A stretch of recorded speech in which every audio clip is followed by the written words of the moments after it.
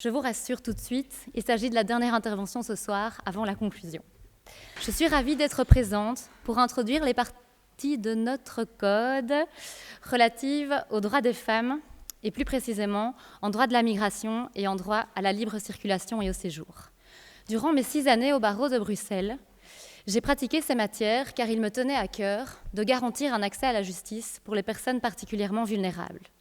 Lorsqu'une personne d'origine étrangère arrive en Belgique, que ce soit par voie légale ou illégale, elle devient juste une étrangère et perd en quelque sorte son identité propre. Ce constat est renforcé lorsqu'il s'agit d'une demandeuse d'asile, d'une réfugiée ou d'une sans-papier.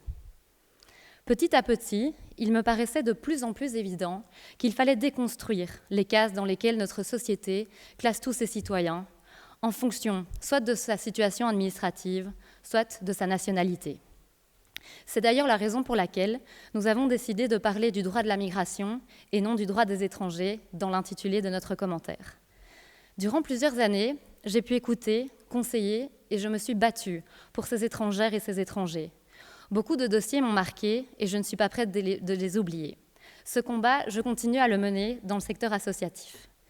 Lorsque j'entendais les récits d'asile au Commissariat général aux réfugiés et aux apatrides, il m'est arrivé de m'identifier à certaines demandeuses d'asile ou de ressentir une profonde indignation à la lecture de certaines décisions ou en entendant certaines questions.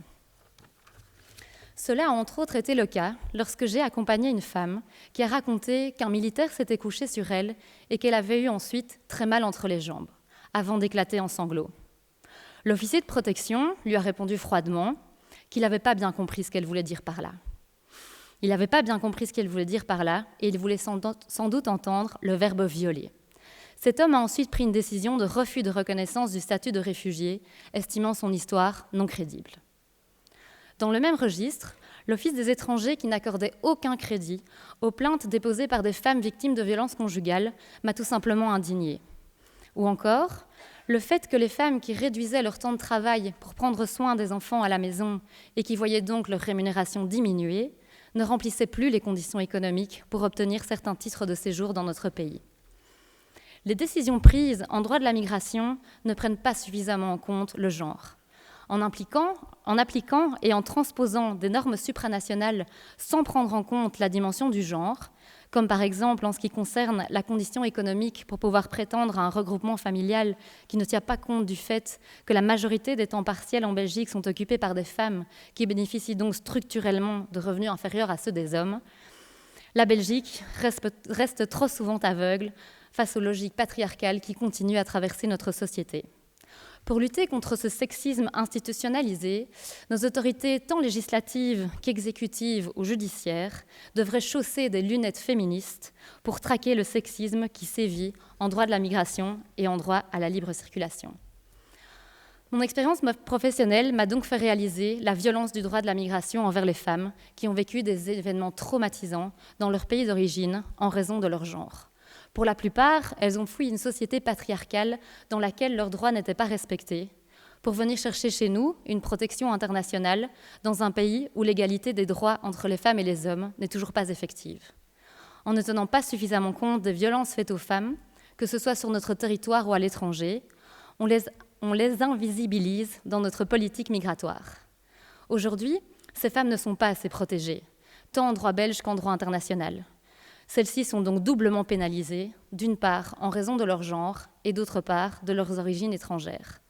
Dans le Code, un premier commentaire aborde le droit à la libre circulation et au séjour sur le territoire des États membres. C'est un attribut essentiel de la citoyenneté européenne.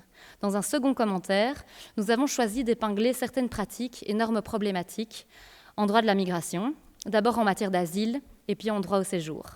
Je vais maintenant céder la parole à 2 brillantes avocates, Marie d'Outrepont, qui nous livre le témoignage de Fatoumata, une demandeuse d'asile, et Estelle Didi, qui va nous livrer le témoignage d'Aïcha, arrivée en Belgique par regroupement familial.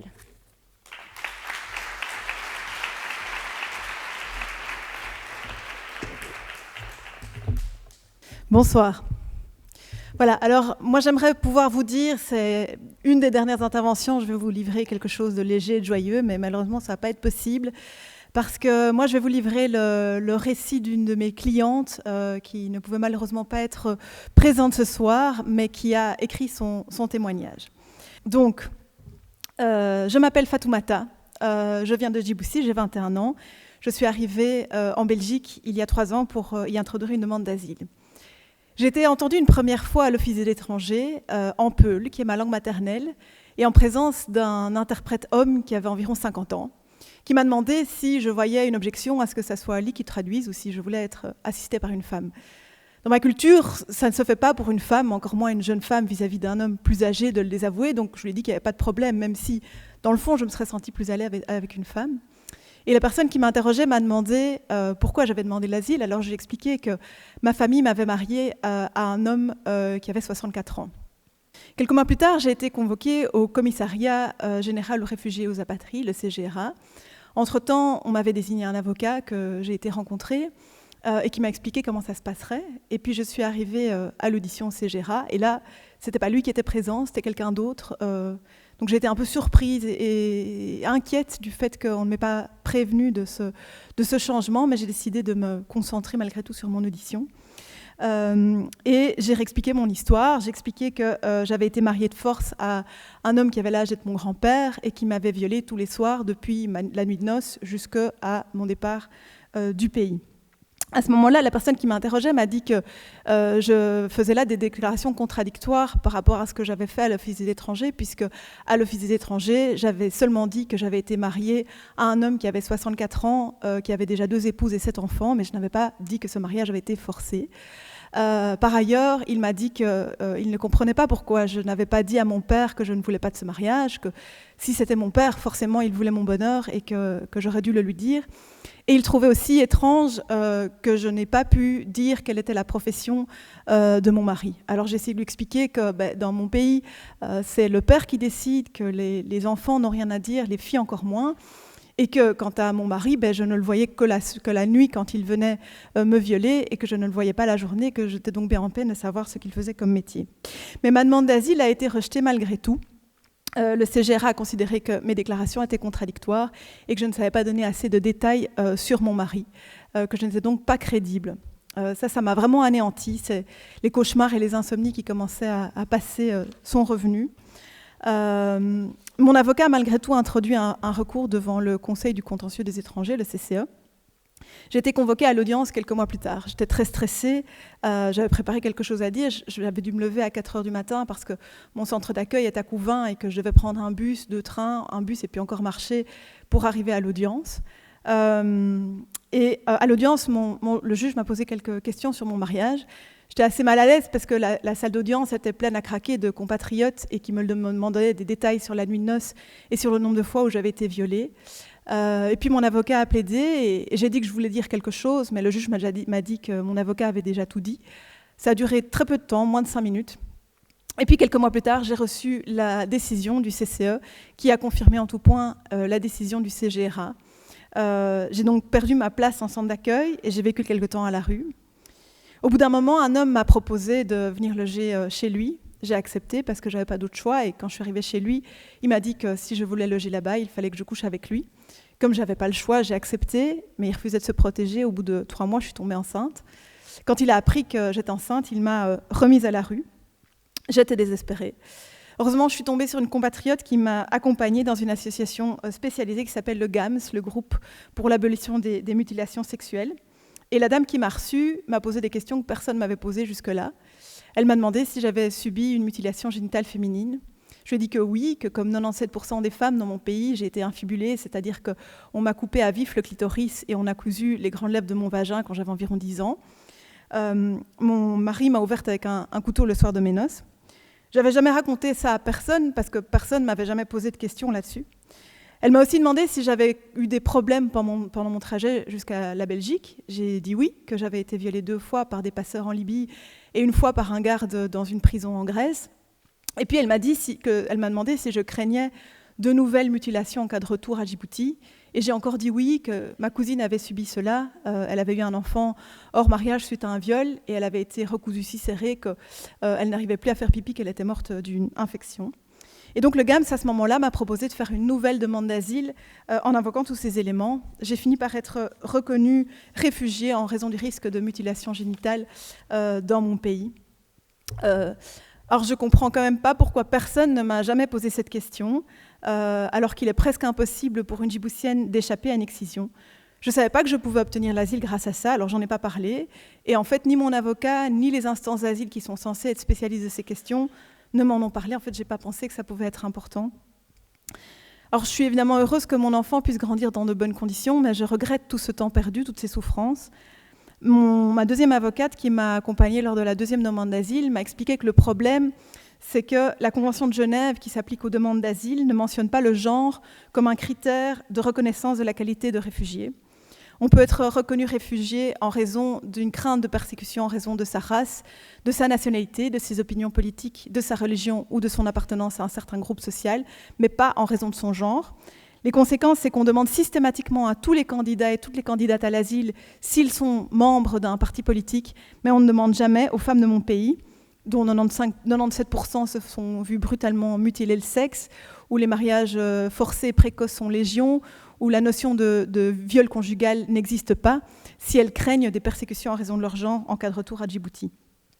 Finalement, ce que je retiens de mon parcours, c'est que même si en Belgique, sur papier, les droits des femmes sont mieux garantis que dans mon pays, et même si ici, beaucoup de personnes pensent que l'égalité entre les femmes et les hommes sont acquises parce que les discriminations sont plus cachées que chez moi, il reste du chemin à faire pour que cette égalité soit une réalité. Et que quand on est une femme étrangère, le chemin est encore plus long et semé d'embûches. Finalement, c'est un peu comme à Djibouti, toute proportion gardée.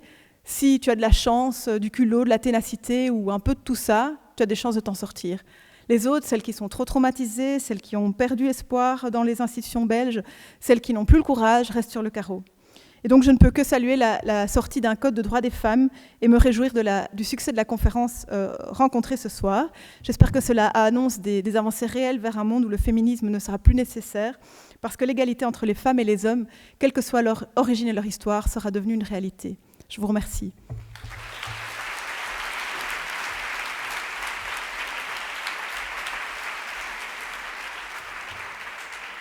Bonsoir à toutes et tous. Je vous rassure, c'est donc la dernière intervention avant les conclusions qui vont être formulées par Diane Bernard. Je vais vous livrer aussi un témoignage, celui d'une femme qui s'appelle Aïcha. Elle est marocaine et elle a 30 ans. Elle s'est mariée il y a 5 ans avec un Belge. Il venait en Tunisie dans sa famille en vacances et c'est comme ça qu'ils se sont rencontrés. Elle était assistante de droit à l'université de Tunis. Lui travaillait et vivait en Belgique. Ils ont ensemble décidé qu'elle viendrait en Belgique pour vivre et travailler. Elle a donc tout quitté pour venir ici. Elle a obtenu un droit de séjour dans le cadre du regroupement familial par son mariage avec lui. Assez vite, leur entente s'est détériorée. Il lui a d'abord dit qu'il n'avait pas assez d'argent, qu'il avait des problèmes financiers et qu'il ne pouvait donc faire traduire et payer plutôt l'équivalence de son diplôme tunisien. Il ne pouvait pas non plus lui payer d'autres études ici ou une formation. Dans ces conditions, il était très compliqué pour Aïcha de trouver un emploi. Il lui a ensuite dit qu'il ne pouvait pas lui payer un abonnement STIB et qu'elle ne pouvait donc pas utiliser les transports en commun de manière légale. C'était de plus en plus compliqué pour Aïcha de se déplacer pour des entretiens d'embauche, par exemple, ou même dans la rue. Donc elle restait chez elle de plus en plus. De toute façon, dit-elle, en arrivant en Belgique, elle n'a rencontré presque personne. Elle était fort seule. Un jour, elle ne trouvait plus son passeport et elle a interrogé son mari. Il lui a dit qu'il l'avait rangé et qu'il lui rendrait quand elle en aurait besoin. « J'ai le sentiment d'être à sa merci », dit-elle. Elle dépérissait, elle ne savait pas vers qui se tourner. Le couple se disputait constamment. Cette pression psychologique et financière l'a convaincue de se tourner vers un avocat car elle envisageait le divorce. C'était à la fin de l'année 2018. Elle a entendu. Votre droit de séjour en Belgique dépend de la relation avec votre mari. En cas de séparation dans les 5 premières années du droit de séjour, vous perdez ce droit. Aïcha a angoissé. Elle ne pouvait rentrer en Tunisie dans ces conditions. Sa famille ne l'aurait pas compris, ses amis l'auraient jugé. Je n'avais nulle part où aller et j'avais honte de m'être trompée, dit-elle. Elle a pris. Il y a quelques exceptions. Par exemple, le droit de séjour peut être conservé en cas de violence dans la famille. Aïcha, soulagée, considéra qu'elle rentrait dans ces conditions. Cette exception, entendue-t-elle, qui permet de conserver son droit de séjour malgré une séparation, ne vaut que si vous avez des revenus, si vous travaillez. Ça, c'est parce que vous êtes marié à un Belge. Si vous étiez marié avec quelqu'un qui n'est pas citoyen de l'Union européenne, un Sénégalais ou une Brésilienne par exemple, cette exigence de revenus ne s'appliquerait pas à vous. Elle s'est dit dépitée d'entendre que la nationalité belge de son mari changeait à ce point sa situation. Elle envisageait donc de trouver un emploi coûte que coûte, quel qu'il soit, pour rentrer dans l'exception et conserver son séjour. Elle entendit encore. Malheureusement, si la loi mentionne le terme de violence dans la famille, la violence psychologique et la violence financière ne rentrent pas dans cette définition selon l'Office des étrangers. À nouveau, elle était choquée. La Convention d'Istanbul mentionne pourtant ces deux types de violences comme composantes de la violence conjugale. En Tunisie, la loi relative à l'élimination de la violence à l'égard des femmes du 11 août 2017 reconnaît la violence morale et économique. Mais pas en Belgique, visiblement. Aïcha est donc rentrée chez elle découragée. Elle a commencé un suivi psychologique. Mais à la maison, ça a empiré. Son mari a commencé à sombrer dans l'alcool. Un soir, à l'occasion d'une dispute, il l'a poussée et elle est tombée sur la table basse. Elle s'est fait mal au genou et le lendemain, elle a été aux urgences pour essayer de se soigner. Le couple ne se parlait presque plus. Lorsqu'il l'a poussée dans les escaliers, elle a quitté la maison et elle a été accueillie dans un centre pour femmes victimes de violences. Je n'aurais jamais pensé que ça m'arriverait à moi, dit-elle. Là, les accompagnantes l'ont poussée à retourner voir un avocat. C'était l'été passé. Elle a annoncé qu'elle ne travaillait toujours pas. Elle a entendu. Bonne nouvelle. La Cour constitutionnelle a jugé que cette obligation de travailler est illégale. En cas de séparation avant les 5 années de séjour en Belgique et en cas de violence dans la famille, la condition de revenu ne peut être exigée, que votre conjoint soit belge, ivoirien ou roumain. Bon, la loi n'a toujours pas été modifiée, mais l'Office des étrangers ne peut pas aller contre l'arrêt de la Cour constitutionnelle, n'est-ce pas ? Je ne sais pas ce qu'ils attendent pour modifier la loi.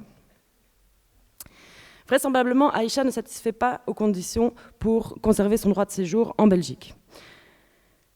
Elle communique donc, elle pense qu'elle rentre dans les conditions, mais elle ne rentre pas dans ces conditions, parce qu'elle va communiquer à l'Office des étrangers son certificat de coups et blessures, notamment pour sa blessure au genou. Elle va communiquer à l'Office des étrangers une attestation de son psychologue, qui témoigne du suivi qu'il fait. Elle va communiquer à l'Office des étrangers une attestation d'hébergement du Centre pour femmes victimes de violences. Elle est donc confiante et soulagée, et elle entame les démarches de divorce. Cependant, elle reçut quelques mois plus tard une décision des autorités belges qui met fin à son droit de séjour. L'Office des étrangers a indiqué que, sans vouloir minimiser les faits de violence, force était de constater qu'elle n'avait pas porté plainte, que son ex-mari n'avait pas été condamné pénalement pour les faits soi-disant invoqués, et que les violences n'étaient pas suffisamment graves et systématiques. Aïcha était atterrée. La loi ne mentionne que le terme de violence dans la famille, mais l'Office des étrangers restreint cette notion à un tel point qu'aucune victime ne bénéficie de l'exception prévue. Elle a introduit un recours au Conseil du contentieux des étrangers, plaçant beaucoup d'espoir dans les juges belges. Son avocate a moins d'espoir. La jurisprudence n'est pas très progressiste en la matière et le Conseil du contentieux des étrangers analyse en général la notion de violence dans la famille de la même manière que l'Office des étrangers. Aujourd'hui, ça fait 8 mois que Aïcha attend la décision des juges. Depuis sa séparation, elle se reconstruit. Elle a fait reconnaître son diplôme de droit tunisien et elle a été engagée comme assistante ici, à l'université. Elle continue son suivi psychologique, mais a toujours honte d'en parler à sa famille. Elle me dit récemment : « J'ai lu dans la presse il y a quelques jours que la Belgique se vante d'être un pays dans lequel les droits des femmes sont garantis. J'ai quelques doutes. J'imagine que vous comprenez. » Belle fin de soirée.